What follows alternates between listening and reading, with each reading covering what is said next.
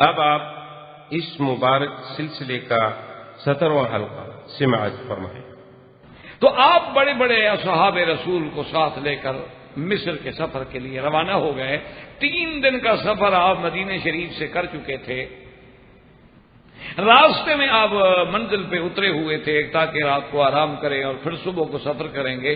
کہتے ہیں کہ فرعینا رجلا غلاما اسود علی بعیر، ہم نے دور سے دیکھا کہ ایک سیاہ فام غلام ہے اور اونٹ پہ ہے، اور اونٹ اتنی تیزی سے وہ چلا رہا ہے، معلوم ہوتا ہے کہ یا تو بھاگا جا رہا ہے، اس کے پیچھے کوئی ہے لگا ہوا، یا پھر اس نے کسی اہم مقام پہ پہنچنا ہے، اتنی تیزی کے ساتھ وہ جا رہا ہے۔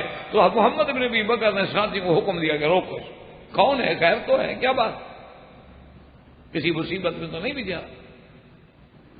انہوں نے جب روکا تو اس نے بڑی کوشش کی، اور جب انہوں نے کہا کہ نہیں ایسے تو ہم نہیں جانے دیں گے، تم یہ بتاؤ کہاں جا رہے ہو؟ انہوں نے کہا اذهب الى والی مصر، کہ ہم مصر کے گورنر کی طرف جا رہا ہوں۔ تو انہوں نے کہا والی مصر تو یہاں موجود ہے، کہاں جا رہے ہو؟ کیونکہ اب تو حکم ہو گیا تھا نا محمد بن ابی بکر کا۔ انہوں نے کہا لا لست اريد، میں ان کو نہیں چاہتا۔ تو انہوں نے کہا اور کون ہے والی مصر؟ وہ اللہ کے بندے حضرت عثمان نے ان کو اب بنایا ہے۔ انہوں نے کہا نہیں میں تو پہلے ہی ابن ابی سرح کے پاس جانا چاہتا ہوں۔ کیوں جانا چاہتے ہو؟ انہوں نے کہا بس کوئی خاص بات ہے۔ انہوں نے کہا کیا خاص بات ہے؟ اب وہ بتائیں نہیں۔ یہی وہ سازش ہے جو یہود نے کی کہ اسی موقع سے فائدہ اٹھانے کے لیے، چونکہ وہ تو آ چکے تھے مدینہ منورہ میں، اثرات تو اندر اندر ان کے پھیلتے چلے جا رہے تھے، تو انہوں نے کہا کہ بات کیا ہے؟ اس نے کہا کہ بس میں نے کوئی پیغام دینا ہے۔ انہوں نے کہا تمہارے پاس کوئی کتاب، کوئی لکھی ہوئی آرڈر، کوئی چیز؟ انہوں نے کہا نہیں میرے پاس تو کچھ نہیں۔ انہوں نے کہا اس کی تلاشی دو، تلاشی لی گئی، کچھ نہ ملا۔ اس کے بعد کہتے ہیں کہ تھوڑی سی کوئی چھوٹی سی مشکیزہ سی پانی کی جیسے، لیکن وہ خشک ہو جاتی ہے۔ ایک آدمی نے اس کو جو یوں کیا نا تو آواز آئے اس کے اندر سے۔ انہوں نے کہا یہ کیا ہے؟ انہوں نے کہا پتہ نہیں، چھوٹی سی مشکیزہ ہے، میری مدت ہو گئی، خشک ہو گئی ہے، پانی میں اس میں ڈالا نہیں، سوکھ گئی ہے، اندر کوئی ٹکڑا ٹوٹا ہوا ہوگا، وہ کھٹکھٹتا ہوگا، میں نے تو دیکھا ہی نہیں کبھی کیا ہے اس میں۔ انہوں نے کھول کے جب نکالا تو اندر سے کاغذ نکالا ہے، وہ نلکی کے اندر بند تھا۔ میں نے کہا یہ کیا ہے؟ پہلے دور میں آپ نے دیکھا ہوگا، آج کل تو دور بدل گیا، جو اہم دستاویزات ہوتی تھیں یا لوگوں کی شہادات ہوتی تھی تو وہ ٹین کے اتنے بڑے بڑے پائپ نما چیز بنی ہوتی تھی، رول نما، اس کے اندر رکھ دیے جاتے تھے کہ وہ ٹیڑھی بھی نہ ہو، لپیٹا اندر رکھ دیا اور محفوظ بھی رہے۔ تو وہ بھی ایسی چھوٹی سی کلی تھی، اس کے اندر وہ خط تھا۔ انہوں نے جب اس کو نکالا تو حضرت عثمان کی طرف سے خط ہے اور مہر لگی ہوئی ہے، اور اس میں یہ لکھا ہوا ہے کہ محمد بن ابی بکر جو آ رہا ہے تو فق بلو کے بجائے فقت رو، اس کو قتل کر دو، اور تم اسی طرح اپنے مقام پہ رہو جیسے گورنر۔ محمد ابن ابی بکر نے سارے صحابہ کے سامنے خط رکھا، انہوں نے کہا کہ دیکھو جی یہ خط ہے عثمان کا۔ انہوں نے کہا یہ تو نہیں ہو سکتا۔ انہوں نے کہا خط آپ کے سامنے ہے، مہر حضرت عثمان کے سامنے ہے۔ ہمیں آرڈر دیتے ہیں کہ آپ کو گورنر بنا کے بھیجا جائے اور پروٹوکول دیا جائے، فقبلو ہو، عزمو ہو، وقرو ہو، اور ادھر کہتے ہیں فقتلو ہو، قتل کر دو۔ یہ اچھا ہے۔ اب محمد ابن ابی بکر جوش میں آئے اور صحابہ بھی ساتھ واپس جوش میں آئے، اس غلام اسود کو بھی پکڑا، ساتھ لائے، اور سیدنا علی رضی اللہ تعالی عنہ، حضرت سعد، حضرت زبیر، حضرت طلحہ، بڑے بڑے جلیل القدر سارے صحابہ کو جمع کیا۔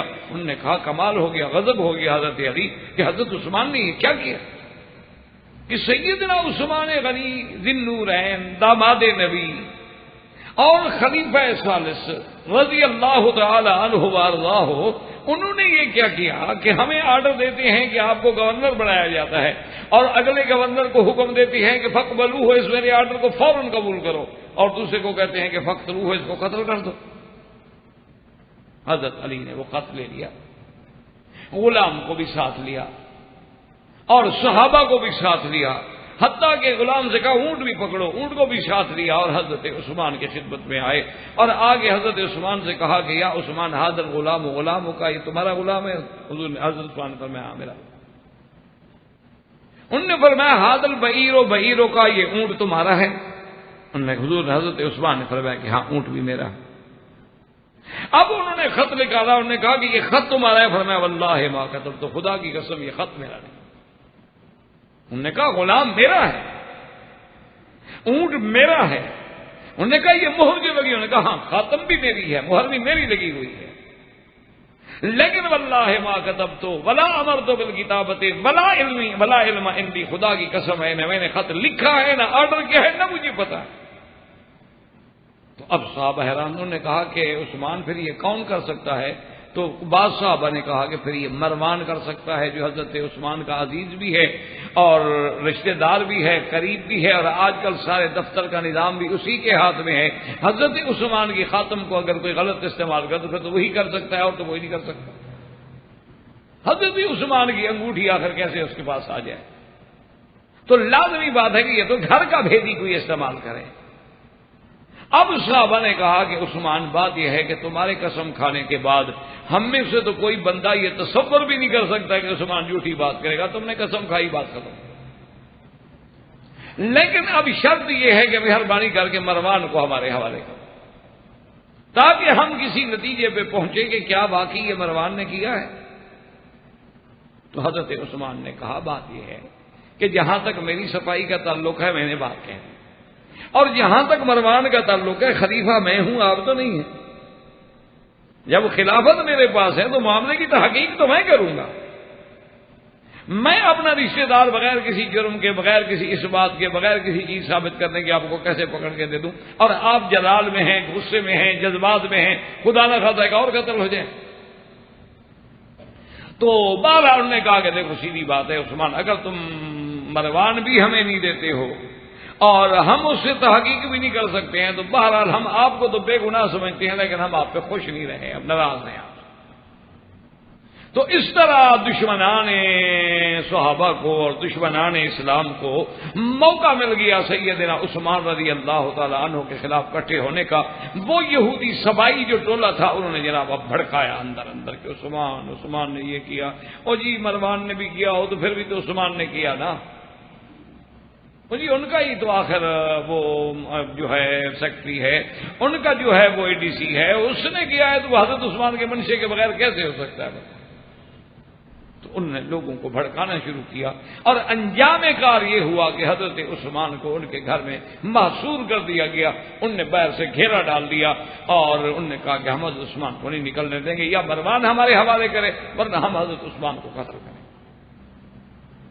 اور محمد ابن ابی بکر بھی ان کے ساتھ ہے، کیونکہ محمد ابن ابی بکر ہی کا تو معاملہ تھا، اور یہ معاملہ کتنے بڑے سے بڑے آدمی کے بارے میں ہو جائے تو اس سے بھی خطا ہو سکتی کہ اسے کہا جائے کہ آپ کو گورنر بناتے ہیں اور پیچھے آرڈر بھیجا جائے کہ آپ کو قتل کر دیا جائے، تو کون معاف کرے گا؟ اور وہ چھوٹا آدمی نہیں، وہ بھی تو ابی بکر کا بیٹا ہے۔ اب جب محاصرہ شروع ہوا تو ان لوگوں نے سیدنا عثمان رضی اللہ تعالی عنہ کے گھر کا اس قدر شدت سے محاصرہ کیا کہ باہر کا کوئی آدمی اندر نہیں جا سکتا، اندر کا کوئی آدمی باہر نہیں نکل سکتا، اور انہوں نے حتیٰ کہ صحیح روایات میں موجود ہے، حضرت حسین کے بارے میں جو روایات ہیں نا پانی بند ہونے کی، ان کا تو کوئی دلیل ہی نہیں ہے، کوئی ثبوت ہی نہیں، کوئی سند ہی نہیں ملتی، اللہ کے روایات ہیں سب کتب سابقہ کی اللہ عالم، لیکن حضرت عثمان کا تو روایات صحیح سے ثابت ہے کہ آپ کا پانی بند کر دیا گیا۔ اسی لیے ایک دن حضرت عثمان رضی اللہ تعالی عنہ نے اپنے گھر کی دیوار سے جھانکا تو باہر صحابہ بھی تھے اور لوگ بھی تھے، تو آپ نے فرمایا حل فیکم طلحہ، چپ۔ آپ نے فرمایا حل فیکم زبیر، چپ۔ آپ نے فرمایا حل فیکم سعد، لوگ چپ رہے۔ آپ نے فرمایا حل فیکم علی، لوگ چپ رہے۔ تو جب کسی نے جواب نہ دیا تو آپ نے فرمایا اچھا بھائی تم لوگ اتنے مجھ سے ناراض ہو گئے ہو تو کم از کم حضرت علی کو میرا پیغام تو پہنچا دو کہ فیسقینا، ہمارے لیے پانی کا تو کوئی بندوبست کرے۔ اور تم مدینے والے بھول گئے ہو کہ جب دیر روما کا پانی بغیر پیسوں کے مدینے والوں کو نہیں ملتا تھا تو 20,000 درہم خرچ کر کے میں نے وہ کنواں خرید کے مدینے والوں کو پانی پلایا، آج مدینے والوں نے میرا پانی بند کر دیا۔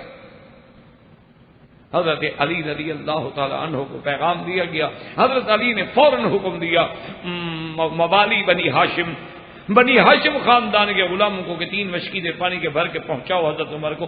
آگے گئے تو باغی جانے نہ دیں، حتیٰ کہ لڑائی ہو گئی اور کئی غلام حضرت علی کے زخمی ہو گئے، لیکن انہوں نے کسی نہ کسی شکل میں پانی پہنچایا۔ حضرت علی رضی اللہ تعالیٰ عنہ نے بلایا حضرت حسن اور حسین رضی اللہ عنہ کو، اور آپ نے فرمایا کہ یا ابنی حسن اور حسین، ایسا کرو کہ حضرت عثمان کے دروازے پہ جا کے پہرا دو اور جان دے دینی ہے، خبردار کوئی باغی حضرت عثمان کے گھر میں داخل ہو۔ اختلاف اپنی جگہ ہے، لیکن ہم قتل عثمان تو برداشت نہیں کر سکتے، وہ خلیفہ برحق ہے، داماد نبی ہے۔ حضرت طلحہ نے بھی اپنے بیٹے کو پہرے پہ لگایا، حضرت زبیر نے اپنے بیٹے کو پہرے پہ لگایا، حضرت سعد نے اپنے بیٹے کو پہرے پہ لگایا، اور دونوں حضرت حسن حسین دونوں بھی دروازے پہ تلواریں لے کے حضرت عثمان کی حفاظت سے کھڑے ہیں۔ اسی طرح اس اثنا میں حضرت عبداللہ ابن سلام آئے۔ حضرت عبداللہ ابن سلام رضی اللہ تعالی عنہ جو بہت بڑے یہود کے عالم تھے، اور پھر اللہ نے اسلام بھی نصیب کر دیا، تورات کے بھی عالم تھے، اب قرآن کے بھی عالم۔ وہ جب تشریف لائے تو حضرت عثمان کو دیوار کے باہر سے انہوں نے پکارا۔ حضرت عثمان نے دیوار سے سر مبارک نکال کے جھانکا تو کہا کہ عبداللہ ابن سلام ہو؟ انہوں نے کہا ہاں میں عبداللہ ابن سلام۔ کیسے آئے ہو؟ انہوں نے کہا حضرت میں اس لیے آیا ہوں، ایک تو میری جان حاضر ہے، اور دوسرا میں اس لیے آیا ہوں کہ آپ خلیفہ برحق ہیں، اور مدینہ منورہ میں اتنی طاقت ہے، فوج موجود ہے، اب حکم جاری کریں، آپ حکم تو جاری کریں۔ یہ کیا بات ہوئی کہ 150 آدمی نے یرغمال بنا رکھا ہے پورے مدینے کو کہ خلیفہ رسول محصور ہے، گھر میں بند ہے، وہ مسجد میں نہیں آ رہے، نمازیں نہیں پڑھا رہے، ان کو گھر میں بند رکھا ہوا، کل 150 بندہ ہے سارا، آپ حکم جاری کریں، مدینے میں فوج موجود ہے۔ اور اگر آپ یہ بھی نہیں کرنا چاہتے ہیں تو پھر کم از کم آپ ایسا کریں کہ ہم ایسے حالات پیدا کر دیتے ہیں کہ آپ صحیح دروازے کے بجائے دوسرے دروازے سے نکل کے مکہ شریف چلے جائیں۔ آپ مکہ جائیں گے تو پھر بھی آپ پر کوئی حملہ نہیں کر سکتا، اور اگر آپ مکہ شریف نہیں جانے چاہتے ہیں تو آپ شام چلے جائیں، وہاں تو ویسے بھی حضرت معاویہ رضی اللہ تعالیٰ عنہ کا اثر ہے۔ تو حضرت عثمان کو مسکرائے، کہا کہ عبداللہ ابن سلام تمہارے مشورے کا شکریہ، مکہ تو میں ایسے نہیں جانا چاہتا کہ مکے سے تو ہجرت کر کے آیا تھا، اب اپنی ہجرت کو نقصان پہنچاؤں، مکہ کیسے جاؤں، مکہ چھوڑ کے تو میں مدینے آیا۔ آپ جو کہتے ہیں کہ شام چلا جاؤں، وہاں میری سلطنت ہے، حضرت معاویہ میرے وہاں ساتھ ہیں، تو میں مدینہ چھوڑ کے شام کو مدینے پہ کیسے ترجیح دوں؟ تیسری بات یہ ہے کہ آپ کہتے ہیں کہ آرڈر جاری کر دیں ان باغیوں کو پکڑنے کے لیے، باغی مجھے قتل کرنا چاہتے ہیں، اور تو ان کا کوئی مطالبہ نہیں ہے نا، تو میں نہیں چاہتا کہ میری وجہ سے محمد مدنی کے شہر میں خون بہہ جائے، کہ جب میں آرڈر کروں گا اگر 150 بندہ وہ بھی تو لڑے گا نا، میری فوج بھی لڑے گی تو کچھ لوگ تو مارے جائیں گے، اور اس خون بہانے کی ذمہ داری مجھ پہ آ جائے کہ میں حضور صلی اللہ علیہ وسلم کے شہر میں خون بہانے والا بنوں، مجھے یہ قبول نہیں ہے۔ زیادہ سے زیادہ باغیوں کو میری جان کی ضرورت ہے تو میری جان اللہ کے لیے حاضر، اگر وہ غلط فہمی میں مبتلا ہو گئے ہیں تو اللہ کی مرضی۔ وہ چلے گئے، دوسرے دن ایک اور ساتھ گیا، انہوں نے کہا عثمان آپ کیا کر رہے ہیں؟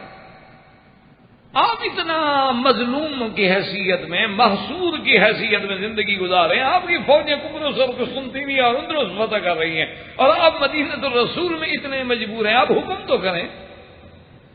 اللہ اکبر۔ پتہ ہے حضرت عثمان نے کیا کہا؟ ایک روایت میں کہتے ہیں اوری تو کہتے ہیں مجھے خواب میں نے دیکھا کہ سرکار دو عالم سیدنا محمد الرسول اللہ صلی اللہ علیہ وسلم، ابو بکر، عمر آپ موجود ہیں، اور اس کے بعد حضور نے فرمایا عثمان کیوں دیر کر رہے ہو، ہم تو آپ کی انتظار کر رہے ہیں۔ انہوں نے کہا جب اللہ کا نبی میرے نکاح کی انتظار کر رہا ہے تو میں شہید ہونے کے لیے تیار ہوں، میں کیوں دیر کروں؟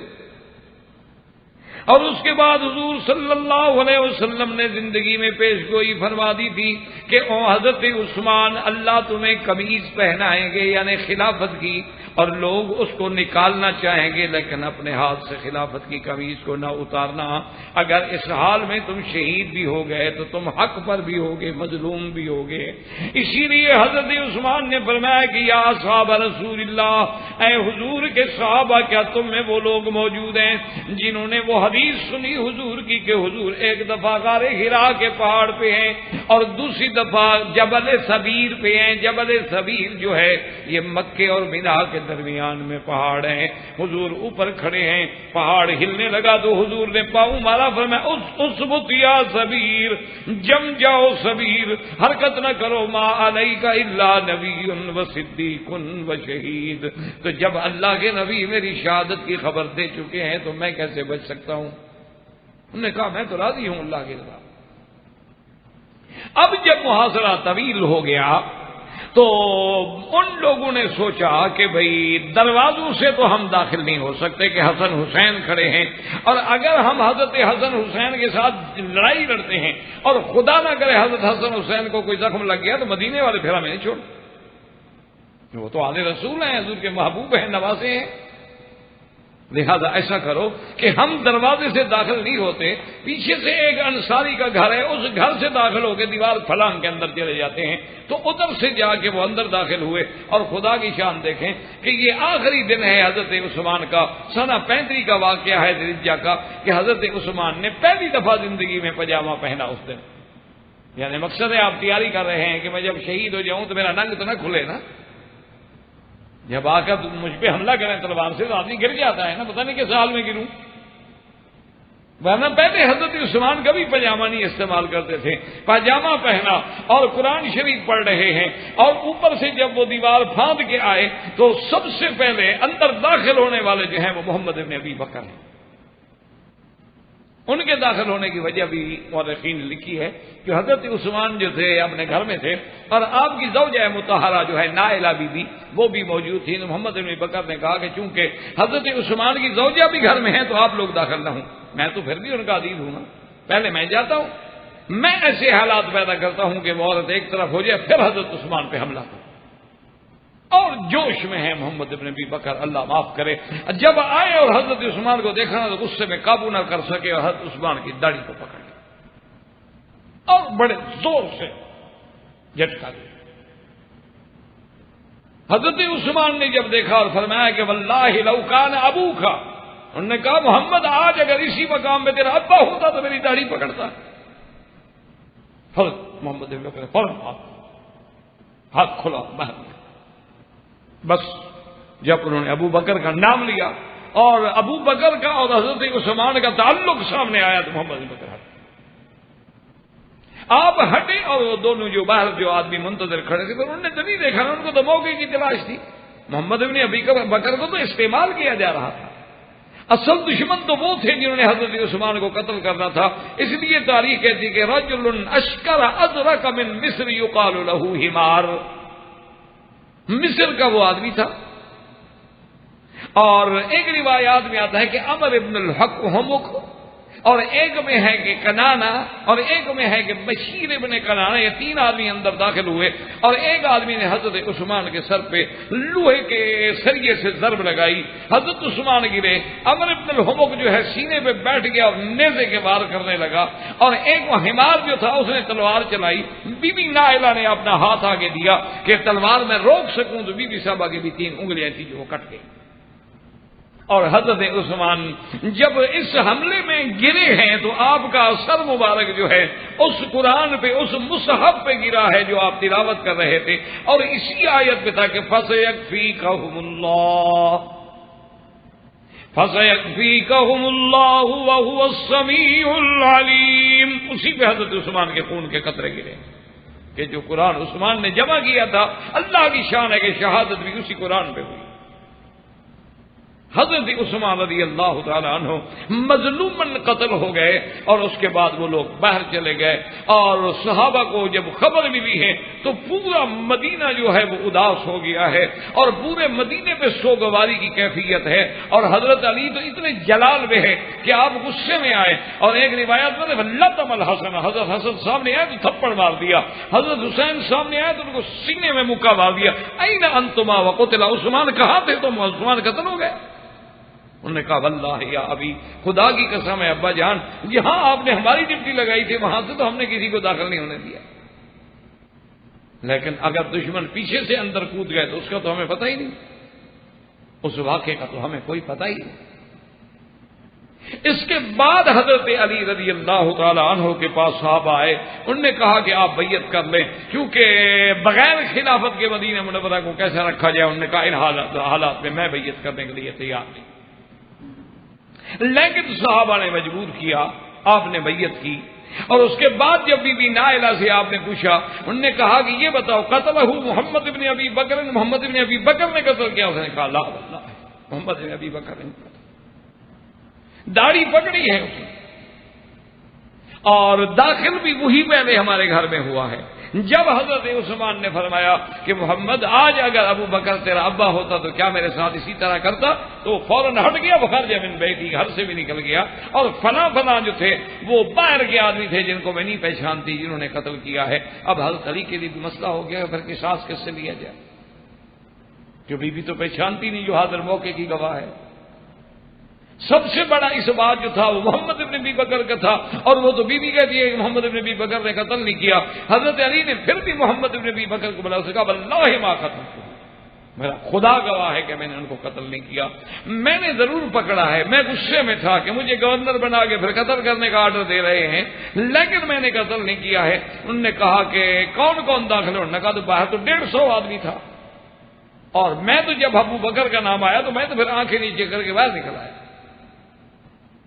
تو حضرت عثمان رضی اللہ تعالیٰ عنہ قتل مظلوما، اور اللہ کے نبی کی بات بھی سچی ہو گئی کہ آپ نے پہلے سے آپ کو بتا دیا تھا کہ تم نے شہید ہونا ہے اور تم علی الحق ہوگے، اور لوگ تیری خلافت کی قمیص کو اتارنے کی کوشش کریں گے لیکن تم نہ اتارنا۔ سیدنا عثمان آخر وقت تک اپنے حق پہ قائم رہے اور مدینہ الرسول کی حفاظت کے لیے اپنی جان قربان کر دی، لیکن مدینے میں خون پھیلانے کو پسند نہ کیا، رضی اللہ تعالی عنہ وارضاہ۔ وآخر دعوانا الحمدللہ رب العالمین۔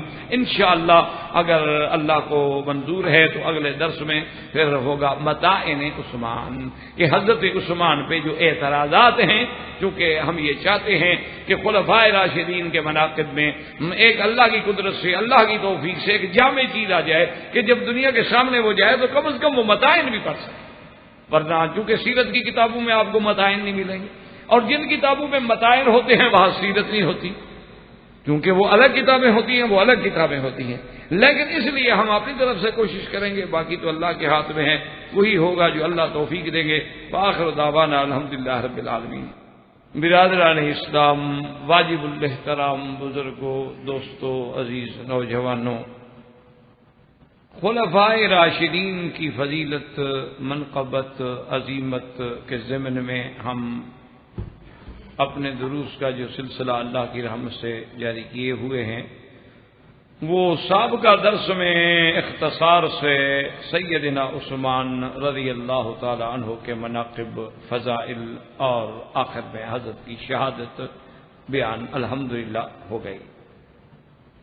آج کے درس میں متاعن سیدنا عثمان، متاعن کا معنی یعنی یوں آسان سمجھ لیں کہ طعن یعنی اعتراضات، وہ اعتراضات جو مخالفین نے سیدنا عثمان رضی اللہ تعالی عنہ پہ کیے ہیں اپنی کتابوں میں۔ اور خدا کی قدرت یہ ہے کہ جیسے ہم اہل سنت والجماعت کے لیے ایک بہت بڑا مشکل ہے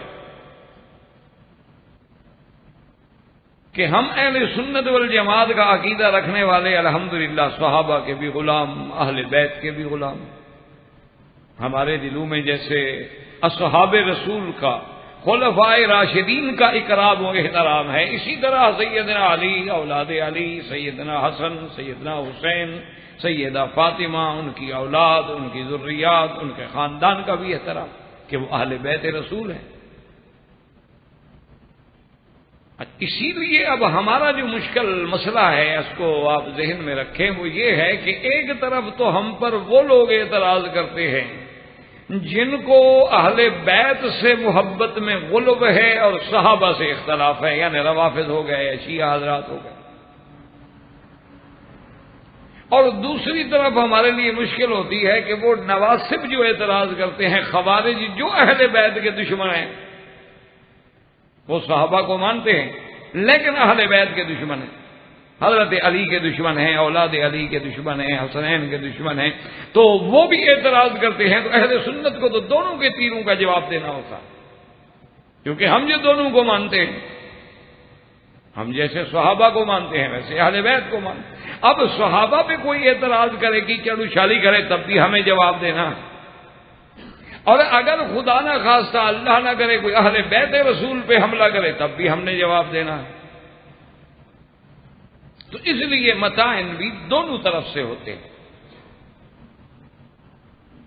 تو بہرحال مختصراً ہم ان ابواب کو انشاءاللہ پورا کرنے کی کوشش کریں گے، چونکہ آگے رمضان المبارک قریب ہے اور ہمارے حضرات جو اس کو ترتیب دے رہے ہیں ان کو اسی لیے اس میں کچھ جلدی بھی ہوتی ہے کہ اگر رمضان آ گیا تو مسئلہ یہ ہے کہ پھر تو حج تک درس، اس کے بعد انشاءاللہ جا کے پھر حالات ہوتے ہیں۔ تو بہرحال متاعن عثمان میں سب سے بڑا تان جو کرتے ہیں، جن کا ان کی کتابوں میں ذکر ہے اور جس کو انہوں نے لوگوں کے ذہن میں بٹھایا ہے کہ سیدنا عثمان جنگ بدر میں غائب، اور جنگ بدر کی جو فضیلت ہے آپ پڑھ چکے سن چکے الحمدللہ، اصحاب بدر کا مقام، اور قرآن میں وَلَقَدْ نَصَرَكُمُ اللَّهُ بِبَدْرٍ، اور اللہ کا اس دن کو یوم الفرقان کہنا، اور پھر حضور صلی اللہ علیہ وسلم کی اتنی بڑی خوشخبری دینا۔ اللہ کے نبی نے فرمایا کہ ان اللہ اطلع الی اہل بدر، اللہ نے بدر والوں کی طرف خود دیکھ کے فرمایا ہے کہ اعملوا ما شئتم فانی قد غفرت لکم، جاؤ جو مرضی آئے کرو، میں سب تمہارے گناہ معاف کر دیے۔ تو یہ ایک بڑا اعزاز ہے۔ تو وہ کہتے ہیں کہ اصحاب بدر ہونے کا جو اعزاز ہے، اور سب سے پہلا غزوہ اول غزوہ فی الاسلام ہے، حضرت عثمان تو اس میں بھی غائب ہو گئے۔ تو جو آدمی حضور کے ساتھ پہلے غزوے میں بھی نہیں گیا تو حضور کا خلیفہ کیسے بن گیا؟ تو اس کو یعنی وہ اس انداز میں پیش کرتے ہیں۔ تو اصل بات یہ ہے کہ سمجھیں، پہلی بات تو یہ ہوتی ہے، ایک بات یاد رکھیں کہ یہ کس قرآن کی آیت میں یا حدیث میں لکھا ہوا ہے کہ مسلمان صرف وہی ہوگا جو سارے غزوات میں جا کے جہاد کرے؟ اگر ہم یہ مثلا کلیہ مان لیں شیعہ حضرات کا، تو ہم جتنے دنیا میں جی رہے ہیں، ہم میں سے کتنے لوگ پھر مسلمان ہیں؟ ہم نے کتنے جہاد کیے ہیں؟ پہلے اصولی طور پر اعتراض کا کوئی بنیاد تو سمجھے نا، کہ بھی اگر ہر بندے کا ہر جہاد میں جانا ضروری ہے تو پھر تو کوئی بھی نہیں بچتا۔ اور اسی طرح یعنی آپ یہ دیکھیں کہ کتنے صحابہ ہیں جن کو حضور صلی اللہ علیہ وسلم کے ساتھ غزوات میں جانے کا موقع ہی نہیں ملا، ایک غزوے میں بھی وہ نہیں گئے۔ اچھا، کتنے اہل بیت رسول کے افراد ہیں جو حضور کے ساتھ غزوات میں نہیں گئے؟ تو اس سے ان کی شان میں کیا کمی آ جائے؟ پہلے تو ایک اصولی بات سمجھو کہ بھی اگر کسی غزوے میں کوئی صحابی کسی بنا پہ نہیں جا سکا تو مانا یہ ہوگا زیادہ سے زیادہ آپ یہ کہہ لیں گے کہ اس کو وہ فضیلت نہ ملی، وہ ثواب نہ ملا، وہ اجر و مثوبت نہ ملی، لیکن اس کا کوئی جرم تو نہیں ہو گیا نہ جانا۔ ایک دوسری بات یہ ہے کہ ہاں وہ یہ کہتے ہیں کہ جی جرم تو ہے، حضرت کعب ابن مالک پہ پھر حضور کیوں ناراض ہوئے؟ تو بات یہ ہے کہ جہاں اللہ کا نبی حکم دے اور آپ نہ جائیں پھر تو جرم ہے۔ بات کو سمجھیے، جیسے کہ غزوہ تبوک میں حضور صلی اللہ علیہ وسلم نے حکم دیا سب کو، پھر صحابہ جو پیچھے رہ گئے تو ان کے لیے حضور ناراض ہوئے، اور جب تک اللہ کی طرف سے منظوری نہ آئی حضور نے ان کی توبہ قبول نہ فرمائی۔ وہ تو تعمیل حکم میں انہوں نے تساہل کیا ہے، بدر میں تو حضور کا ارادہ ہی نہیں ہے غزوے کا۔ بدر کی بات تو صرف اتنا تھی کہ حضور صلی اللہ علیہ وسلم کو خبر ملی کہ ابو سفیان ایک تجارتی قافلے کے ساتھ اسی راستے سے شام سے مدینے کے قریب ہوتے ہوتے مکہ جا رہا ہے، اور اس قافلے میں تمام مکے والوں کا مال شامل ہے، اور اس قافلے میں کوئی قریش کا بچہ نہیں جس نے پیسہ نہیں ڈالا ہے، اور اس کا مقصد یہ ہے کہ اس تجارتی سامان کو بیچنے کے بعد ہم حضور پہ حملہ کریں۔ تو گویا وہ صرف تجارتی قافلہ نہیں تھا بلکہ اگلی جنگ لڑنے کے لیے تیاری کا سامان بھی تھا۔ تو حضور نے حکم دے دیا کہ اچھا ہے کہ ان کے قافلے کو کاٹ دو تاکہ نہ اتنا طاقت آئے اور نہ مسلمانوں پہ حملہ کریں، کیونکہ آج کل سب سے بڑی طاقت تو دولت ہے، پیسہ۔ تو اب غزوے کا تو مسئلہ ہی نہیں، یہ تو راستے میں جب حضور صلی اللہ علیہ وسلم تشریف لے گئے، اللہ تبارک و تعالیٰ کی تقدیر کو یہی منظور تھا کہ ابو سفیان نے آدمی بھیجے، ابو جہل جنگ کے لیے تیار ہو کے نکل پڑا، ابو سفیان کا قافلہ نکل گیا، لیکن اللہ نے دونوں کو ٹکرا دیا۔ تو اب وہاں جا کے غزوہ ہو گیا، ورنہ مدینے سے نکلتے وقت تو غزوہ ہی نہیں۔ اور دوسری بات یہ یاد رکھیں کہ عثمان کو تو اللہ نے وہ شان دی ہے کہ سیدنا عثمان رضی اللہ تعالی عنہ اسی غزوہ بدر کے لیے بھی تیار ہوئے، حضور کے لیے ساتھ جانے کے لیے حاضر ہو گئے۔ حضور نے حکم دیا کہ تم نہ جاؤ کہ تمہاری بی بی رقیہ بیمار ہے، حضور کی بیٹی ہیں اور زوجہ حضرت عثمان ہیں، ان کو شدید بیماری ہے، تکلیف ہے، تم ان کے ساتھ کون رہے گا، تم ان کی عیادت کے لیے رہ جاؤ۔ انہوں نے کہا حضور میں پھر اتنے بڑے سفر سے، اور پہلا سفر ہے آپ کا، ہو سکتا ہے وہاں جنگ ہو جائے تو میں رہ جاؤں گا۔ حضور نے فرمایا کہ نہیں، میں اللہ کا نبی تمہارے لیے یہ فیصلہ کرتا ہوں کہ تم یہاں رہ کر اپنی زوجہ اور میری بیٹی کی عیادت کرو، جنگ بدر اگر ہو گئی لک اجرہ وسامہ، اس کے ثواب بھی اللہ تمہیں دیں گے اور جو مال غنیمت کا حصہ ہوگا وہ بھی تمہیں ملے گا۔ تو حضور صلی اللہ علیہ وسلم نے ان کو باقاعدہ حصہ دیا اصحاب بدر کے مال غنیمت سے، کیونکہ حضور وعدہ فرما کے چلے۔ تو پھر یہ اعتراض کرنا کہ حضرت عثمان رضی اللہ تعالیٰ عنہ بدر میں نہیں گئے تو یہ تو بلا وجہ ایک اعتراض ہے، تو ورنہ وہ تو اتنا بڑی شان ہے۔ اچھا خدا کی شان دیکھیں، مدینہ منورہ میں اسی دن خبر پہنچی جنگ بدر میں کامیابی کی جس دن بی بی رقیہ فوت ہو گئی، بی بی رقیہ کی وفات رضی اللہ تعالی عنہا۔ تو لہذا یہ تان جو ہے حقیقتاً اس کی کوئی حقیقت بھی نہیں ہے، یہ تو محض ایک بربنائے بغض ہے۔ اور جب آدمی بغض کی، یعنی آپ دیکھیں نا، اگر آپ سرخ رنگ کا شیشہ لگا لیں عینک میں تو سارا ملک سرخی نظر آئے، اور اسی وقت آپ شیشہ سبز بدل لیں تو پھر سب کوئی آپ کو سبز نظر آئے۔ تو یہ تان جو ہے اس کی بھی کوئی حقیقت نہیں۔ اب اسی طرح دوسرا اعتراض جو سیدنا عثمان کے ذمہ لگایا جاتا ہے وہ یہ ہے، وہ کہتے ہیں کہ جی حضور صلی اللہ علیہ وسلم کی حدیث مبارک ہے کہ جنگ کے میدان میں پیٹھ دے کے بھاگ جانا جو ہے یہ گناہ کبیرہ ہے۔ بالکل تولی عن الذهب جو ہے، یعنی جنگ میں آدمی بھاگ جائے، ہاں ایک ہوتا ہے کہ پیچھے ہٹ گیا ہے تاکہ پھر حملہ کروں، جنگی چال ہے تو وہ جرم نہیں ہوتا۔ ایک یہ ہے کہ ہم کمزور تھے، طاقت نہیں تھی، ہم ہٹ گئے کہ چلو بھی ہم جائیں واپس آ کے تیاری کر کے دشمن سے حملہ کریں، تو وہ بھی بھاگنا نہیں ہوتا۔ بھاگنا یہ ہوتا ہے کہ ہم میدان میں ہیں اور یہ بھی یاد رکھیں کہ ایک کا مقابلہ دو سے ہو۔ ان یکم منکم الف یغلبوا الفین، اب یہ تو نہیں کہ ایک کا مقابلہ 1000 سے 10,000 سے ہو۔ اگر ایک کے مقابلے پر 2 سے زیادہ لوگ آ گئے اور ہم پیچھے ہٹ گئے تو پھر بھی گناہ نہیں ہوتا۔ گناہ تب ہوتا ہے کہ اللہ نے مسلمان کو اتنی قوت بہرحال کمزوری کے باوجود بھی دے دی ہے کہ ہمارا ایک جو ہے دشمن کے 2 کے مقابلے پہ بھاری ہے۔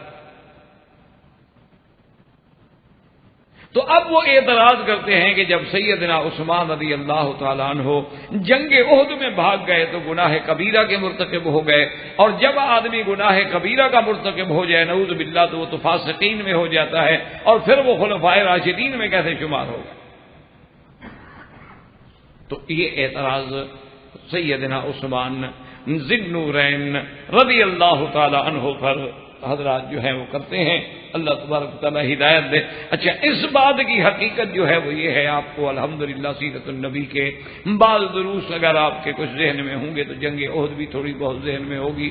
اصل بات یہ تھی کہ جنگ احد جو ہے یہ ایک اتنا بڑا ابتلا ہے، اتنا بڑا اختبار ہے، اتنا بڑا امتحان ہے کہ جب یہ بات شہرت پکڑ گئی کہ حضور پاک شہید ہو گئے،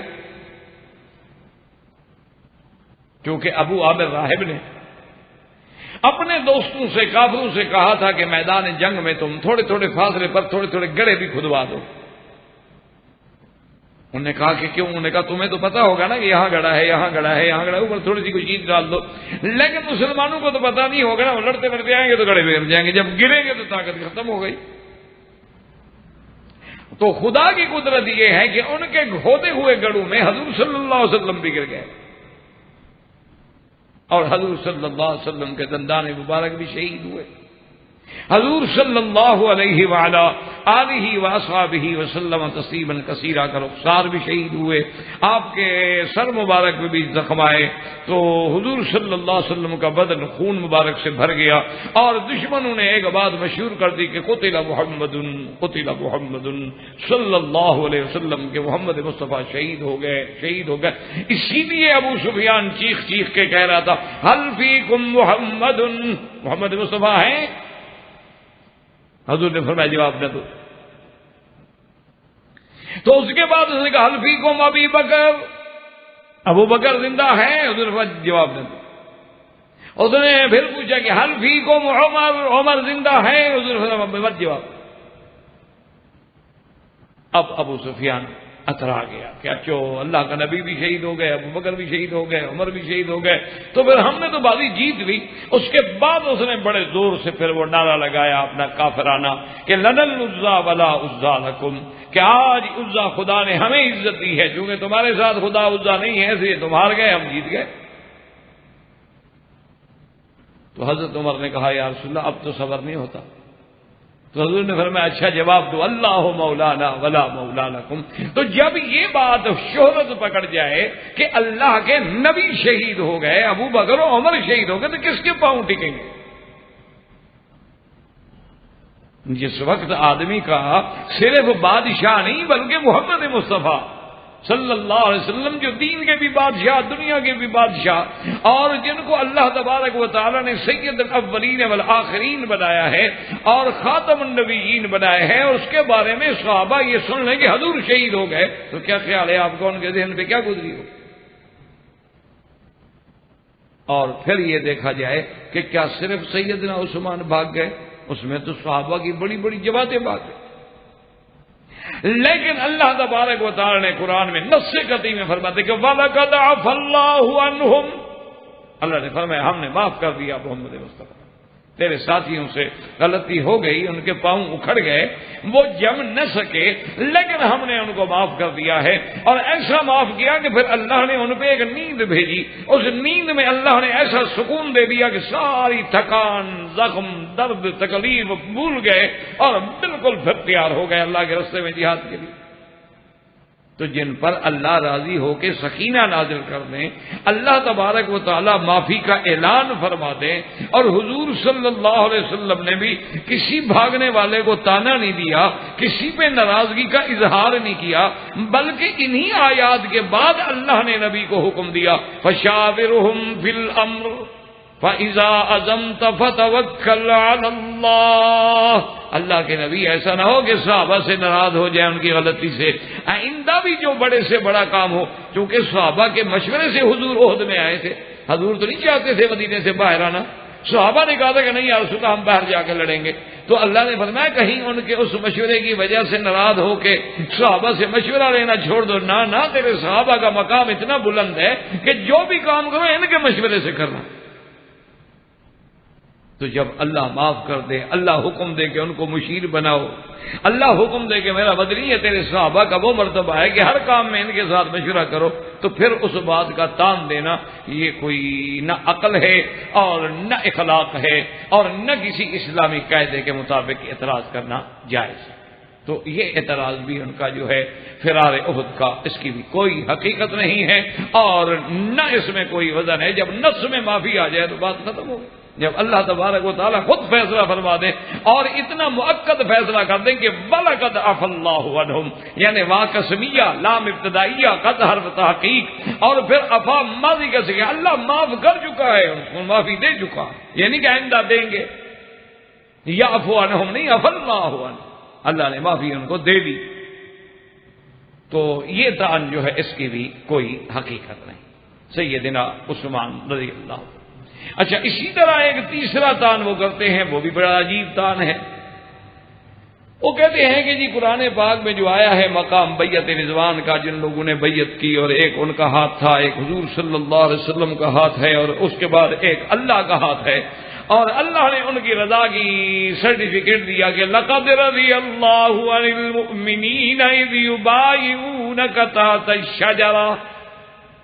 وہ کہتے ہیں اس میں بھی حضرت عثمان نہیں ہے، وہ کہتے ہیں بدر میں بھی نہیں ہیں، احد کا جو سب سے بڑا مارکا ہے اس میں نعوذ باللہ بھاگ گئے ہیں، اور بیعت رضوان میں بھی آپ شریک نہیں ہیں، تو اتنے بڑے مقامات جب آپ کو نہیں ملے ہیں تو ان کو خلافت کیوں دی جائے، ان کو کیوں نہ دی جائے کہ جو اس میں موجود ہیں، حالانکہ ان کو بھی یہ نہیں مانتے۔ ایک بات یاد رکھیں، ایک مسئلہ دماغ میں رکھ لیں، مثلا ابو بکر عمر نہیں بھاگے تھے احد کے دن تو ان کو مانتے ہیں؟ حضرت ابو بکر اور حضرت عمر احد والے دن ثابت رہے، جس کو دشمن بھی مانتا ہے دوست بھی مانتا ہے کہ وہ نہیں بھاگے، جب وہ نہیں بھاگے تو ان کو مان لیا انہوں نے۔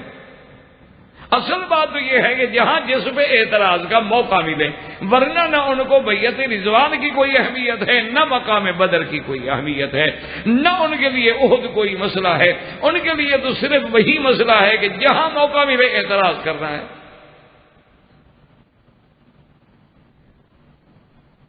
بہرحال اب دیکھیں، حالانکہ اللہ کا قرآن کھول کے تمام احادیث مبارک کھول کے دیکھ لیں کہ جس بیعت رضوان پہ اللہ کا اتنا بڑا انعام مل رہا ہے، اتنا بڑا صحابہ کا اکرام ہو رہا ہے، اتنا بڑا اعزاز ہو رہا ہے، اس بیعت کا سبب تو خود حضرت عثمان ہے اللہ کے بندے۔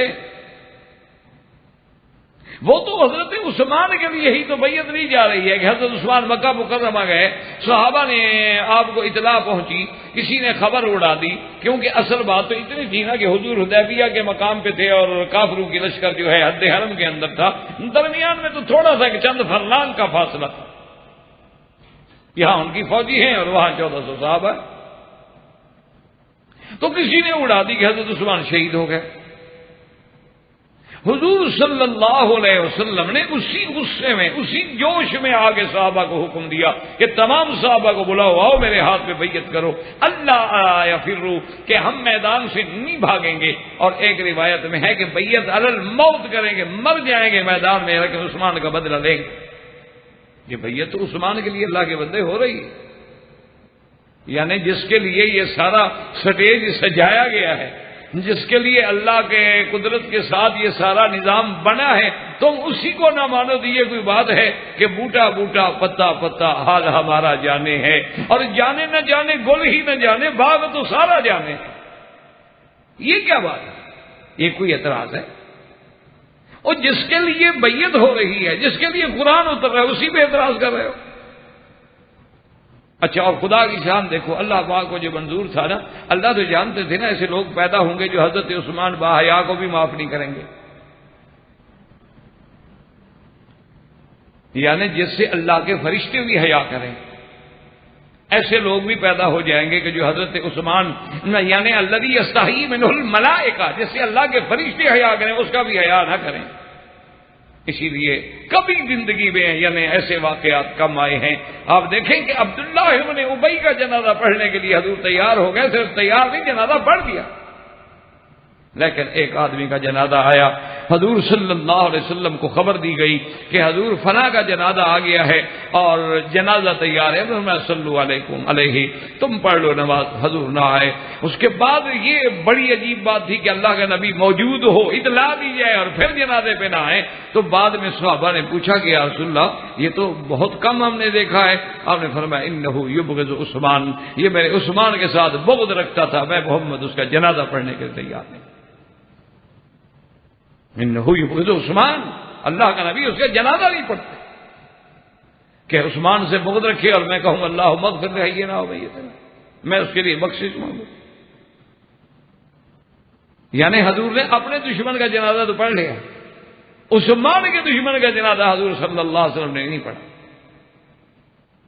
اب جناب دیکھیں کہ اللہ کو تو پتا تھا نا کہ ایسے لوگ پیدا ہوں گے، اللہ کے تو سب علم میں ہے، تو کتنی شان کی بیعت ہوئی ہے حضرت عثمان کی۔ حضور پاک صلی اللہ علیہ وسلم نے فرمایا کہ صحابہ ٹھہر جاؤ، صحابہ ٹھہر گئے۔ آپ نے فرمایا ایک بندہ رہ گیا ہے، اس کی بھی ہم بیعت کر لیتے ہیں۔ انہوں نے کہا حضرت وہ کون رہ گیا؟ انہوں نے کہا حضرت عثمان۔ انہوں نے کہا حضرت ان کی بھی تو ہم بیعت کریں۔ انہوں نے کہا ہو سکتا ہے وہ زندہ ہو سکتا ہے اللہ کے ہاں وہ زندہ ہو۔ تو ھذا یدی وھذا ید عثمان، حضور نے فرمایا کہ لوگوں دیکھ لو میرے صحابہ، یہ میرا ہاتھ ہے اور یہ میرے عثمان کا ہاتھ ہے، میں عثمان کی طرف سے خود بیعت کرتا ہوں۔ صحابہ کہتے تھے بخن لی عثمان، عثمان واہ واہ تیری شان کہ اللہ کے نبی نے اپنے ہاتھ کو تیرا ہاتھ بنا دیا، ایسا ہاتھ کس کا بنے گا؟ کہ اللہ کے نبی نے تیرے ہاتھ کو اپنا ہاتھ بنا دیا کہ ہاذا یدی ہذہ یدی وہذا ید عثمان، میرا ہاتھ ہے اور یہ عثمان کا ہاتھ ہے. اور پھر شان دیکھو، دراصل حقیقت میں تو دونوں ہاتھ میرے نبی کے ہیں اور ان کے اوپر ید اللہ فوق ایدیہم، اللہ کا ہاتھ ہے. ایسی بیعت تو کسی صحابی کو بھی نصیب نہیں ہوئی جو حضرت عثمان کی بیعت ہوئی ہے رضی اللہ تعالی عنہ. اس کے بعد بھی اعتراض کیا جائے تو بس اللہ تبارک و تعالی سے ہدایت کی دعا کی جا سکتی ہے اور تو کچھ نہیں کیا جا سکتا.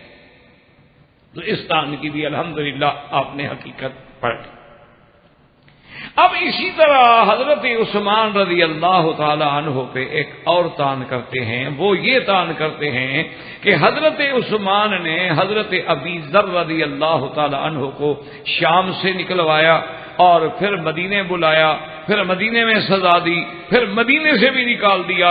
اور ابی ذر رضی اللہ تعالیٰ عنہ بڑے زہاد صحابہ میں ہیں، تو اللہ کے نبی کے اتنے بڑے صحابی کو تکلیف پہنچانا، ایذا دینا اور شام سے اس کو بڑا نعوذ باللہ توہین کے ساتھ نکلوانا، پھر مدینے میں بھی نہ رہنے دینا، تو یہ آدمی حضور کا خلیفہ کیسے بن سکتا ہے؟ تو یہ بھی ایک الزام. اور باقاعدہ انہوں نے روایات میں لکھا ہے کہ حضرت عثمان، حضرت معاویہ رضی اللہ تعالی عنہ چونکہ شام میں تھے، اس وقت شام کے گورنر آپ تھے، انہوں نے حضرت ابی ذر کے بارے میں حضرت عثمان کو لکھا کہ حضرت ابی ذر نے مجھے تنگ کر دیا ہے، ان کو مدینے میں بلا لیں. تو وہ کہتے ہیں کہ حضرت عثمان نے ان کو خط لکھا کہ اس کو تم تیز سوار کے ساتھ تیز رفتار سواری پہ بھیج دو، اور اتنا تیز رفتار وہ سوار اور سواری ہو کہ اس کو راستے میں سفر میں ہلکان کر دے. کیونکہ رات دن سفر اور تیز چلنے والا اور بندہ سخت جان ہو، آرام ہی نہ کرنے دے تو بندہ تو ٹوٹ پھوٹ جائے گا نا. شام سے اونٹوں کا سفر ہو مدینہ شریف تک. تو یہ بھی ایک الزام ہے، یہ بھی ایک تان ہے جو سیدنا عثمان پہ لگایا جاتا ہے، اور یہ بھی حقیقتاً بالکل جھوٹ ہے. وجہ اس کی صرف یہ ہے کہ سیدنا معاویہ رضی اللہ تعالی عنہ کے دور میں جب بڑے بڑے فتوحات ہوئیں، مال کی کثرت ہو گئی، تو حضرت ابی ذر جو ہیں یہ بالکل زاہد طبیعت آدمی تھے. ان کی یعنی اپنے اجتہادی طور پہ ان کے نزدیک تو آج کھانا جو بچ گیا ہے نا، اس کو کل کے لیے رکھنا بھی نہ جائے. حضرت ابی ذر ان صحابہ میں ہیں، زہاد صحابہ میں ہیں، زاہد لوگ تھے. جیسے دنیا میں ہوتے ہیں نا بعض لوگ زاہد ہوتے ہیں، ان کو پرواہ نہیں ہوتی، کچھ نہیں رکھنا. اچھا بعض بڑے بڑے اللہ والے ہوتے ہیں لیکن بڑے بڑے ٹھاٹ سے اور بڑے بڑے شان سے رہتے ہیں، اعلیٰ سے اعلیٰ لباس پہنتے ہیں، اعلیٰ سے اعلیٰ چیزیں استعمال کرتے ہیں. اور بعض اولیاء اللہ ہوتے ہیں بالکل سادہ رہتے ہیں. میں نے اسی ملک میں ایک شیخ ابی بکر سے گزرے تھے، وہ کہتے ہیں میں نے سنا ہے، دیکھا بھی نہیں، زیارت بھی نہیں کی، لیکن ان کے بارے میں سنا کہ ماشاءاللہ یہاں کی حکومت نے ان کے گھر میں بجلی لگانے کے لیے جب حکم دیا تو انہوں نے کہا کہ ساری بستی میں لگا دو لیکن میری مسجد اور میرے گھر میں نہ لگاؤ. تو انہوں نے کہا کہ انہوں نے کہا کہ بات یہ ہے کہ میرے محبوب سرکار دو جہاں کے گھر میں بجلی نہیں تھی، حضور پاک کے زمانے میں آپ کی مسجد میں بجلی نہیں تھی، میں جب تک زندہ ہوں میں اسی طرح دیے پہ گزارا کروں گا جیسے حضور صلی اللہ علیہ وسلم نے گزارا. تو یہ تو عشق کی بات ہے، محبت کی بات ہے، ورنہ شریعت میں کوئی بجلی لگانا ناجائز تو نہیں نا. بہت سارے اپنے علماء دیکھے ہیں اور یعنی اپنے اساتذہ میں بھی دیکھا ہے کہ رات کو جو روٹی بچ جاتی تھی اس کو چھپا کے رکھ دیتے اور صبح بڑے شوق سے منگواتے کہ بھئی وہ چائے کے ساتھ روٹی لے آؤ نا جو رات بچ گئی تھی ٹکڑے وہ لے آؤ. وہ طلبا کے جو ٹکڑے بچے ہوتے تھے وہ سارے اکٹھے ہو جاتے. یہ ہمارے بسکٹ ہوتے تھے جب ہم پڑھتے تھے. تو اچھا ہم یہی سمجھتے تھے کہ چونکہ غربت ہے، مقصد یہ ہے کہ مدرسے میں اتنی روٹیاں آتی نہیں، روٹی تو ایسے مانگے تانگے کی آتی ہے، اسی لیے جو بچ جاتی ہے اب صبح کون پکائے پھر ناشتہ دے. آج کل تو جناب طلبا دینی مدرسوں میں جو پڑھتے ہیں نا ان کو ایک دن ناشتہ نہ ملے نا تو شام کو مدرسہ چھوڑ کے چلے جاتے. اب تو میں انگریزی مدرسوں کی بات نہیں کر رہا، منز بیگان کا ہرگز نہ ڈالا، ہمیں ان سے کیا گلا ہے، ان سے تو ہمیں کوئی گلا ہے، ہمیں تو اپنوں سے گلا ہے کہ قرآن و حدیث کے متوالے، قرآن و حدیث پڑھنے والوں کا اب یہ عالم ہے کہ صبح ناشتہ ایک تو یہ ہے کہ باقاعدہ ٹائم پہ ملے، اور دوسرا یہ ہے ماشاءاللہ کہ ناشتہ جو ہے باقاعدہ مینو ہو کہ آج ہمیں فرائی ملے گا، آج ہمیں آملیٹ ملے گا، آج ہمیں کون سی ڈبل روٹی ملے گی، آج ہمیں اپنا جو ہے فلاں بریڈ ملے گا، وائٹ ملے گی یا براؤن بریڈ ملے گی، کون سی کہ یعنی طلباء مینو بنا کے دیتے ہیں. ہمارے اپنے مدرسوں میں یہ اشر ہے. اور ایک مدرسے کا تو ماشاءاللہ یہ عالم ہے، ہم نے وہاں دیکھا کہ صبح ناشتے میں نے کہا یار یہ تو کسی بڑے سے بڑے زمیندار کو بھی شاید صنعت کار کو بھی نہ ملتا ہو جو طالبوں کو تم دے رہے ہو کہ صبح صبح باقاعدہ نماز کے بعد ہر طالب کے لیے 1 پاؤ دودھ اور 1 پاؤ جلیبی. اور میں نے کہا تم نے کیوں طالبوں کو بگاڑ دیا، خدا خیر کرے، ان کا دماغ خراب ہو گیا. ہمارے مدرسوں میں تو پھر نہیں پڑھیں گے یہ، ہم کہاں سے جلیبی لے آئیں. اور نے کہا کہ جی میرا تو بس ایک مزاج ہے کہ یہ حضور کے عاشق ہیں، حضور کی حدیث پڑھنے والے ہیں، میں ان کو سرمایہ دار ہوں، صنعت کار ہوں، ملانر ہوں، ان سے اچھا کھلاؤں. حضور کے حدیث پڑھنے والے کیوں خراب کھانا کھائیں. میں نے کہا تمہارا اپنا ایک عشق ہے، دھن ہے، ذوق ہے. تو بہرحال میرے کہنے کا مقصد یہ تھا کہ بعض علماء اس لیے کل کی روٹی رکھ دیتے تھے. ایک تو یہ ہے نا کہ چلو بھی غربت ہے، بھئی ہم کہاں سے روٹی پکائیں. بعض کیا غربت بھی نہیں ہوتی تھی پھر بھی وہ روٹی رکھ لیتے تھے. جب پوچھا گیا کہ حضور یہ کل کی باسی روٹی کھا رہے، انہوں نے کہا یہ کل کی ہے نا، تو کل زمانہ جو ہے حضور کے زیادہ قریب تھا بنسبت آج کے، آج دور ہو گیا نا. تو جتنا زمانہ حضور کے قریب ہوگا وہ چیز اچھی ہوگی. تو اس لیے حضرت ابی ذر بھی ان صحابہ میں تھے. تو جب انہوں نے دیکھا کہ حضرت معاویہ کے امال اور بڑے بڑے آپ ان کو جائیدادیں دے رہے ہیں اور پیسہ دے رہے ہیں اور بڑے بڑے کپڑے پہن رہے ہیں، تو حضرت ابو ذر جناب روز گرم ہو جاتے اور کھڑے ہو جاتے، کہتے والذین یکنزون الذهب والفضة ولا ينفقونها في سبيل الله فبشرهم بعذاب الیم. سونے چاندی کا ذخیرہ کرنے والوں، جہنم کی آگ تمہارے لیے تیار ہے. حضرت نے کہا خدا ہدایت دے، یہ تو ان کے لیے ہے جو زکوٰۃ نہ دیں. ولا ينفقونها في سبيل الله، ہم تو اللہ کے راستے میں سب کچھ خرچ کر رہے ہیں، ہمیں اس دھمکی کا کیوں؟ انہوں نے کہا نہیں بس سونا چاندی رکھتے کیوں. تو حضرت عثمان کو نے خط لکھا کہ امیر المومنین ابی ذر حضور کے صحابی ہیں، میں بات بھی نہیں کہہ سکتا. انہوں نے تو یہاں ہمارے حالات بڑے مشکل، خدا کے لیے ان کو مدینے بلا، صرف بات اتنی تاکہ ہم حضرت ابی ذر کے سامنے کوئی بات نہ کہہ سکیں، کوئی بات نہ کرنی پڑے. حضرت عثمان نے لکھا ارسلہ الیہ بالتقریب والتعظیم، حضرت ابی ذر کو تقریب و تعظیم کے ساتھ مدینے بھیجا جائے. حضرت ابی ذر آ گئے اور مدینے شریف میں بھی آ گئے، انہوں نے وہی شروع کر دیا. اس زمانے میں اللہ نے اتنے مال دیے تھے نا جی کہ عبد الرحمن بن عوف احد العشرۃ المبشرہ، ان لوگوں میں ہے 10 لوگوں میں جن کو جنت کی خوشخبری ملی ہے. ان کی وفات پر ان کی 4 بیویاں تھیں، تو بیویوں کو 8واں حصہ ملنا تھا، تو ایک بیوی کے حصے میں 80,000 درہم آئے تھے اس زمانے میں. یہ تو 8واں حصہ تھا، 8ویں حصے کا پھر 4تھا حصہ، کیونکہ 8واں حصہ نکال کے 4 بیویوں میں تقسیم کرنا تھا نا. تو 8ویں حصے میں سے پھر 4تھا حصہ جو نکالا گیا تو 80,000 درہم. جب اتنا پیسہ آئے گا تو صاف ظاہر ہے کہ تبدیلی تو آئے گی. لیکن حضرت ابی ذر گرم ہو جاتے. تو ایک دن حضرت کعب احبار نے آ کے کہا، انہوں نے کہا حضور مہربانی فرمائیں، یہ جو آپ فتویٰ دیتے ہیں کہ دوسرا جوڑا رکھنا بھی حرام ہے اور روٹی کل کے لیے رکھنی حرام ہے، ایسا نہ کریں، مہربانی کریں. ہر آدمی اس مقام پہ نہیں پہنچ سکتا جو آپ کا مقام ہے. تو ابی ذر اتنے غصے میں تھے کہ سوٹی لے کے ان کو مارنے کے لیے اٹھ کھڑے. ایک دفعہ حضرت بلال نے بات کی تو حضرت چھوٹی لے کے دوڑ پڑے، یعنی جذبات بھی تھے، جلالی بھی تھے. تو حضرت عثمان رضی اللہ تعالیٰ عنہ نے عرض کیا، انہوں نے کہا کہ حضرت مہربانی کریں. اس طرح تو روز مدینے کی مسجد میں شور ہوتا ہے. اور پھر بعض دوستوں نے تو آپ کی اس مزاج کو مذاق بنا رکھا ہے، وہ آپ کو چھیڑنے کے لیے آگے بھی باتیں کرتے ہیں تاکہ ابو ذر کو چھیڑیں ہم، جیسے فقیروں کو ہر کوئی چھیڑتا ہے. تو اس لیے مہربانی کر کے آپ اگر مدینہ منورہ سے باہر کسی قریب کے مقام پہ رہ جائیں تاکہ یہ مسائل بھی پیدا نہ ہوں اور ہم بھی آپ کی خدمت رکھوالی کر سکیں. تو حضرت ابی ذر راضی ہو گئے اور مقام ربضہ میں چلے گئے. مقام ربضہ جو ہے یہ مدینہ منورہ سے باہر.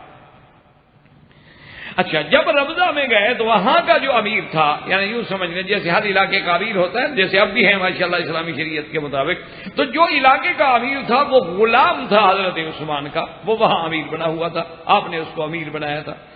تو جب حضرت ابی ذر رضی اللہ تعالی عنہ مقام ربضہ میں پہنچے تو نماز کا جب وقت آیا اور آپ مسجد میں گئے تو حضرت عثمان کا جو نائب ہے، امیر ہے، گورنر ہے، وہ غلام ہے، اس نے دیکھا ابھی طرح تو ہٹ گیا. انہوں نے کہا ابا ذر آپ آئے مصلی پہ، آپ کا مقام ہے، آپ کے ہوتے ہوئے میں کیسے نماز پڑھا سکتا ہوں؟ جب آپ آ گئے ہیں تو اب نماز آپ پڑھایا کریں گے. تو حضرت ابی ذر نے کہا کہ لا واللہ، تم چونکہ نائب ہو عثمان کے، اور نائب جو ہے وہ امیر کے حکم میں ہوتا ہے، مصلی پہ کھڑے ہونا تیرا حق ہے، میں تیرے پیچھے نماز پڑھوں گا. اگر حضرت عثمان کے فیصلے سے ناراض ہوتے تو اس کے غلام کے پیچھے نماز پڑھ. اور اسی طرح اصل وجہ اس کی کیا تھی؟ اس کی وجہ ایک دفعہ یہ تھی کہ ایک دفعہ حضرت ابی ذر غزوے میں پیچھے رہ گئے. تو جب آپ کافی لیٹ ہو گئے، حضور کے دل میں روز دعا ہو کہ اللہ کرے ابو ذر آ جائے، ابی ذر آ جائے، ابی ذر آ جائے. تو تھوڑی ایک دفعہ حضور بیٹھے ہوئے تھے، دور سے مٹی اڑتی ہوئی دیکھی تو آپ نے فرمایا کون ابا ذر؟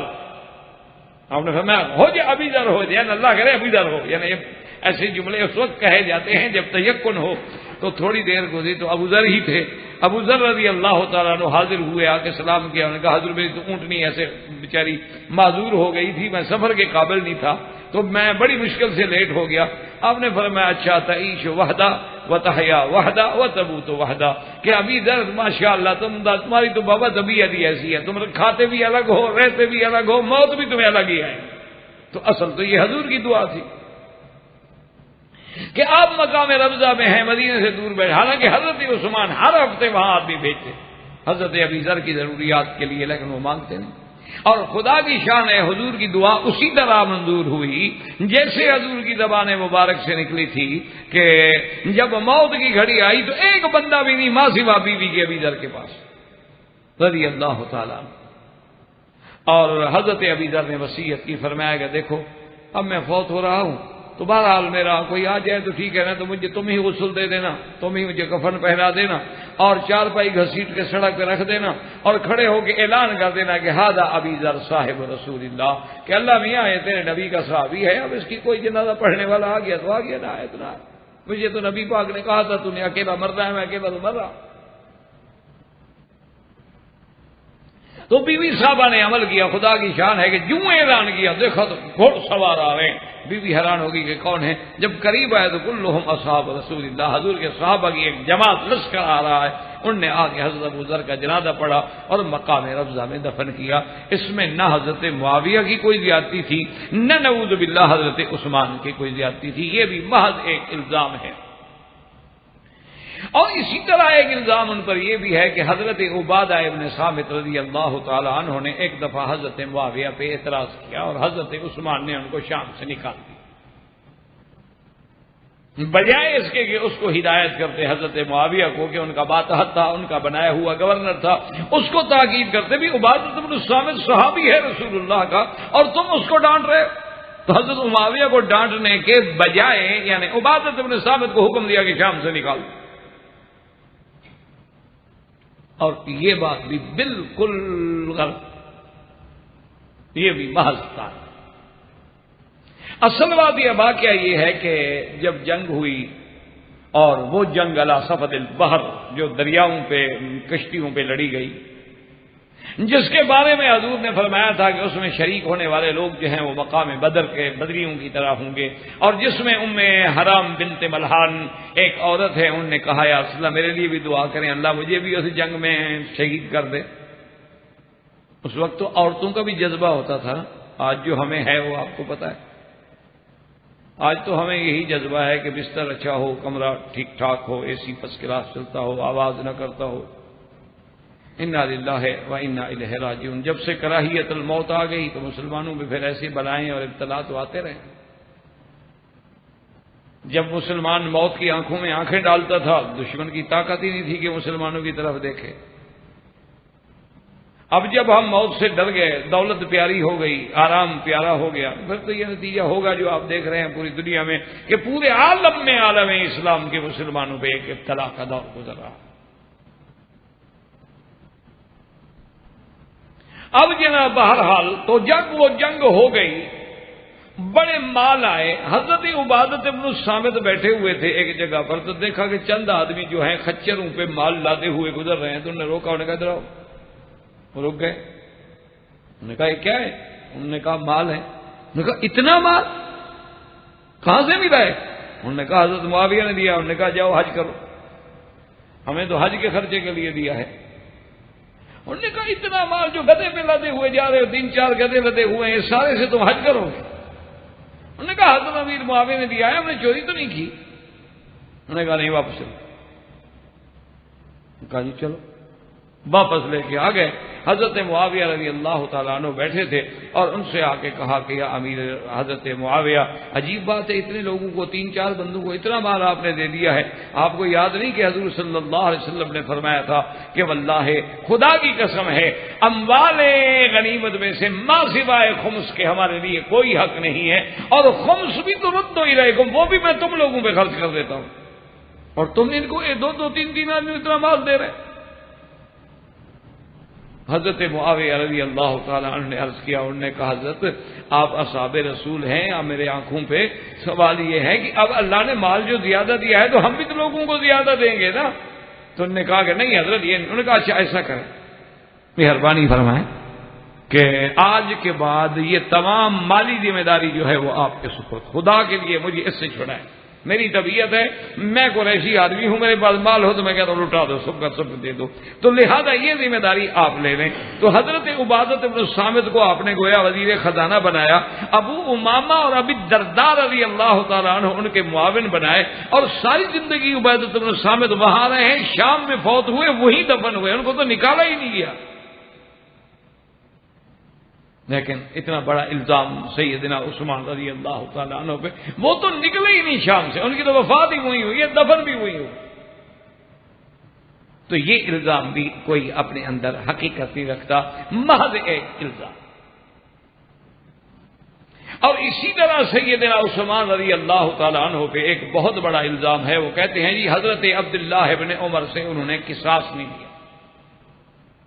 کہتے ہیں کہ حضرت عمر نے چونکہ آپ کے بارے میں ذرا نصیحت کر دی تھی کہ خلیفہ بنایا جائے, تو حضرت عبداللہ ابن عمر, حضرت عمر کے بیٹے ہیں عبداللہ, تو انہوں نے ہرمزان احواز کا بادشاہ ہے, انہوں نے ہرمزان کو قتل کیا, ابو لولو کی بیٹی کو قتل کیا, جفینہ انصاری کو قتل کیا, 3 آدمی قتل کر ڈالے, اور حضرت عثمان کے سامنے کیس لایا گیا, اور آپ نے ان سے بدلہ ہی نہیں لیا, قصاص ہی نہیں لیا.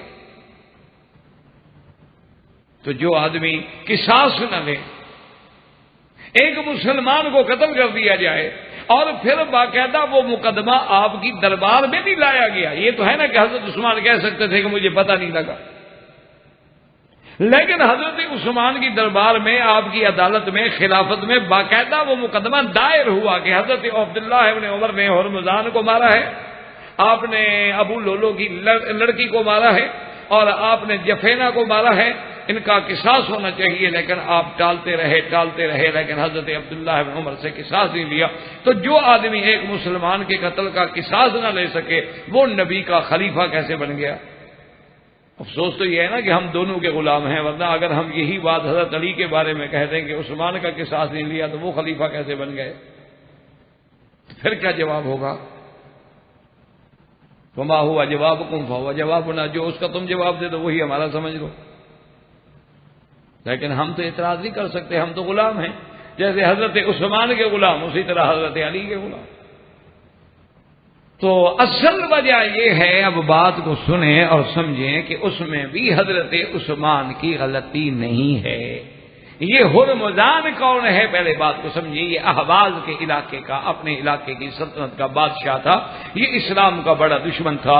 حضرت عمر کے زمانے میں یہ گرفتار ہو کے حضرت عمر کی دربار میں آیا, اور حضرت عمر اتنے جلال میں تھے کہ اگر یہ مسجد نہ ہوتی تو اسی وقت گردن اڑا دیتے.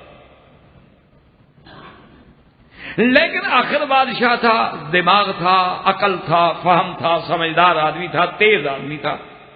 جب اس کو پکڑ کے لے آئے اور وہ ہانپتا کامتا حضرت عمر کے دربار میں آیا, تو اس نے کہا کہ حضرت عمر آپ جو بھی مجھے سزا دیں دیں, لیکن میں اس وقت پیاس سے مر رہا ہوں, کیا مجھے پانی مل سکتا ہے؟ حضرت عمر نے غصے میں کہا کہ لے آؤ پانی پلاؤ اس کو. تو پانی آ گیا. جب پانی آ گیا تو اس نے پیالہ ہاتھ میں لیا پانی کا اور دیکھا کہ حضرت عمر کی آنکھیں تو اسی طرح جلال برسا رہی ہیں. تو آدمی بڑا تیز تھا، اس نے کہا کہ امیر المومنین میں پانی پینے لگوں اور آپ مار دیں تو اس سے بہتر ہے کہ پہلے ہی مار دیں، ورنہ یہ ہے کہ مجھے پانی پینے تک امان دے دیں گے، جب تک میں پانی نہ پی لوں مجھے نہیں ماریں گے، میں تسلی سے پانی تو پی لوں نا. آپ نے کہا ٹھیک ہے تمہیں امان ہے، جب تک پانی نہیں پیو گے میں نہیں ماروں گا. اس نے پیالہ نیچے پھینک دیا، توڑ دیا. انہوں نے کہا میں پانی پیتا ہی نہیں، آپ مجھے کیوں ماریں گے؟ میں نہیں پیتا پانی، جب تک میں پانی نہ پیوں آپ مجھے نہیں مار سکتے، آپ نے مجھے امان دی ہے، آپ امیر المومنین ہیں. تو حضرت عمر نے کہا بھائی آدمی تو بڑے تیز ہو، ایسے آدمی کو تو بہتر تھا کہ تم عقل والے آدمی اسلام کیوں نہیں قبول کرتے؟ تمہیں یہ باتیں سمجھ آتی ہیں، اسلام سمجھ نہیں آتا. تو اس نے کہا کہ میں اسلام قبول کرتا ہوں. وہ مسلمان ہو گیا اور اپنی مقام کو باقی رکھنے کے لیے، لیکن اندر سے مسلمان نہیں ہوا. ابو لولو جو قاتل ہے سیدنا عمر کا، اس ابو لولو کو تیار کرنے والا یہی ہرمزان. ہرمزان ابو لولو کی لڑکی اور جفینا یہ انصاری ہے، یہ سب سازش میں شریک ہیں. وہ خنجر بنانے والا جو ہے وہ ابو لولو ہے، لیکن اس کو زہر میں بجھانے والا، سبق پڑھانے والا یہ ہرمزان ہے. اس نے کہا کہ حضرت عمر کا لوگوں میں بڑا دبدبا ہے، آپ پہ حملہ کرنا آسان نہیں ہوگا، اس لیے اس خنجر کو اتنے دن زہر میں بجھایا کرو تاکہ کم از کم اگر بدن کو لگ بھی جائے تو زیادہ اثر نہ کر سکے. زہر تو اندر چلی جائے گی نا، زہر سے تو مر جائیں گے نا. تو یہ ساری سازش کا اصل سرغنہ جو ہے یہ ہرمزان. تو جب یہ واقعہ تو حضرت عبداللہ ابن عمر نے ان کو اپنے والد کے قتل کے غصے میں قتل کیا کہ میرے باپ عمر کو مارنے والے یہ ہیں اور سازش کرنے والے یہ ہیں. جب ان پہ سازش کھلی تو عبداللہ ابن عمر نے، اور پھر یاد رکھے کہ جفینا جو ہے وہ انصاری ہے، ابو لولو کی بیٹی جو ہے وہ مجوسیہ ہے، تو اس کا قتل کرنے میں تو قصاص ہو ہی نہیں سکتا. لا یقتل المسلم والکافر، مسلمان کو کسی کافر کے بدلے میں قتل نہیں کیا جائے گا، زیادہ سے زیادہ دیت ہو جائے گی. اچھا، ہرمزان کے بارے میں یہ ہے کہ بظاہر چونکہ وہ مسلمان تھا تو حضرت عثمان نے کہا کہ ٹھیک ہے ہرمزان کے جو رشتہ دار یہاں موجود ہیں، لیکن اس کے باقی بھی تو ورثاء ہیں، تمام ورثاء کو اس کے علاقوں سے بلایا جائے یا ان سے پوچھا جائے کہ وہ قصاص چاہتے ہیں یا دیت چاہتے ہیں. اور یہ شریعت کا مسئلہ ہے کہ اگر مسلمان بھی قتل ہو جائے اور 4 وارث ہیں اور ایک کہے کہ جی میں قصاص نہیں چاہتا دیت چاہتا تو اب قتل نہیں ہوگا، قصاص نہیں ہوگا. تو چونکہ باقی رشتہ دار راضی نہ ہوئے اور یعنی قصاص کے لیے، تو حضرت عثمان نے دیت کا فیصلہ کیا اور ان کی دیت ادا کر دی گئی. تو حضرت عثمان کا یہ فیصلہ تو عین شریعت رسول اللہ کے مطابق ہے. یہ تھوڑا ہے کہ انہوں نے حضرت عبداللہ ابن عمر کو معاف کر دیا. اسی طرح حضرت عثمان پہ ایک الزام یہ بھی لگاتے ہیں کہ ولید ابن عقبہ نے شراب پی اور آپ نے حد نہیں ماری. اور اس کا قصہ یہ گھڑتے ہیں کہ اس کو آپ نے امیر بنا کے بھیجا تھا اور ایک دن وہ شراب کے نشے میں اتنا دھت تھا کہ اسی حالت میں فجر کی نماز پڑھانے کے لیے آ گیا. تو 2 رکعتوں کے بجائے اس نے 4 رکعت فجر کی نماز پڑھا دی اور سلام پھیر کے کہنے لگا کہ حل ازیدکم، چاہو تو اور پڑھاؤں. تو اس کی شکایت حضرت عثمان کو آئی. حضرت عثمان نے تحقیق کی، ان لوگوں کو بلایا. ایک نے کہا کہ میں نے سنا ہے کہ شراب پیتے ہیں، اور ایک نے کہا کہ میں نے شراب پیتے ہوئے تو نہیں دیکھا، بل یا تقیا شراب کی قے کی تھی. قے جب کی تو شراب تھا اس میں. آپ نے کہا کہ اگر تقیا مانا نہ شریبہ، اس کا مطلب ہے کہ اس نے پیا تھا تو تبھی کہے گی نا. حضرت عثمان نے کہا، لیکن حضرت عثمان نے کہا کہ میں جلدی نہیں کرتا، اگر صرف 2-4 آدمیوں کو کہنے پہ اپنے گورنروں کو میں سزا دینی شروع کر دوں پھر میرا نظام تو چل جائے گا پوری دنیا میں. آپ نے خصوصی وفد بھیجا، انہوں نے جا کے تحقیق کی کہ خفیہ طور پہ انکوائری کرو، پتہ کرو کہ ولید شراب پیتا ہے اور یہ واقع حق ہے. انہوں نے آ کے کہا کہ حضرت یہ وہ لوگ ہیں جن نے ولید نے جن کا کام نہیں کیا. انہوں نے حضرت ولید پہ الزام لگا دیا، وہ نہ تو شراب پیتے ہیں اور نہ انہوں نے کبھی ایسی حرکت کی ہے. یہ تو مسجد کی بات ہے کہ نماز پڑھا رہے ہوں تو سارے نمازی جانتے ہوں، وہاں تو ایک بندہ بھی یہ گواہی نہیں دیتا. تو چونکہ وہ الزام غلط تھا تو حضرت عثمان ان پہ حد کیسے جاری کر. اور اسی طرح ایک الزام ان پہ یہ لگایا جاتا ہے کہ انہوں نے بقیع الغرقد کا علاقہ جو تھا وہ قرق کر لیا، اور بہت بڑا علاقہ تھا. صحابہ حضور آپ کی خدمت میں آئے اور انہوں نے کہا کہ آپ نے یہ کیا کیا؟ وہ کہتے ہیں دیکھو جی، بقی کو قرب کر لینا اور مسلمانوں کو اس سے محروم کر دینا اس کے منافع حاصل کرنے سے، تو یہ بھی حضرت عثمان کا ایک بڑا نعوذ باللہ غلط عمل ہے۔ حالانکہ بات یہ تھی کہ حضرت عثمان نے اس علاقے کو لیا، لیکن آپ نے وہ چراگاہ بنا دی تمام صدقات کے اونٹوں کے لیے۔ جب صحابہ آئے انہوں نے کہا کہ حضرت عثمان آپ نے یہ ایسا کیوں کیا؟